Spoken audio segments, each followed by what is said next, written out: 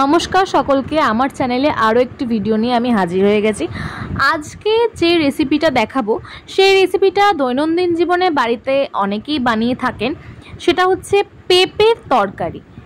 হ্যাঁ জানি, এই রেসিপিটা খুবই সিম্পল, কিন্তু এইভাবে কেউ কি করেছেন? করে যদি থাকেন তাহলে কমেন্টে অবশ্যই জানাবেন।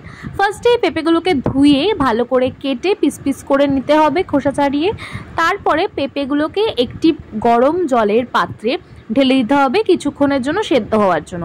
এরপরে একটি বাটিতে ডাল রেখে তাকে একটু ভালো করে ধুয়ে নিয়ে সেই ডালটিকে বেটে নিতে হবে এবং বাটা ডালটি অল্প একটু কড়াইয়ে তেল দিয়ে তাকে বড়ার আকারে ভেজে নিতে হবে। তার মধ্যে নুন, হলুদ, কালো জিরে চাইলেও অপশন রাখতে পারেন, কিন্তু দিলে ভালোই লাগে, মন্দ নয়।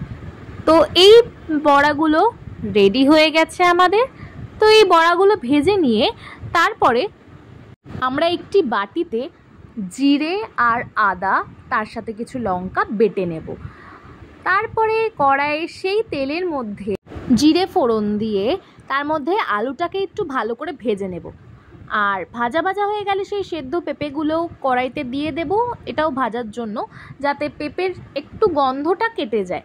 তারপরে ভাজা ভাজা একটু হয়ে গেলে সেই যে আদা আর জিরে বাটাটা রেখেছিলাম তার মধ্যে কিছুটা হলুদ, লঙ্কার গুঁড়ো, পরিমাণ মতো নুন দিয়ে সেটাকে ভাজা ভাজা হয়ে গেলে পেস্টটাকে দিয়ে দেব।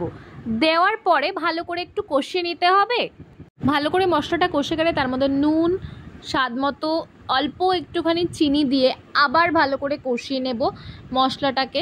ভালো করে কষিয়ে নেওয়ার সময় ঢাকা দিয়ে দিতে হবে এবং বারবার করে ঢাকা খুলে বারবার করে নাড়াচাড়া করতে হবে, যাতে তলায় মশলাটা ধরে না যায়, মশলাটা যাতে পুড়ে না যায়।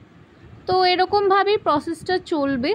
তারপরে কষে গেলে এর মধ্যে একটু জল দিয়ে দেব, জল দিয়ে কিছুক্ষণ ফুটিয়ে নেব।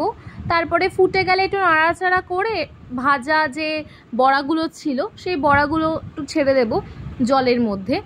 তারপরে একটু ঝোল ঝোল ব্যাপারটা চলে এলে তারপর একটু নাড়াচাড়া করে ঢাকা দিয়ে রেখে কিছুক্ষণ, ব্যাস তারপর আর কি গরম মশলা আর ঘি দিয়ে পরিবেশন করুন। দৈনন্দিন জীবনের অত্যন্ত একটি পরিচিত রেসিপি পেঁপের তরকারি।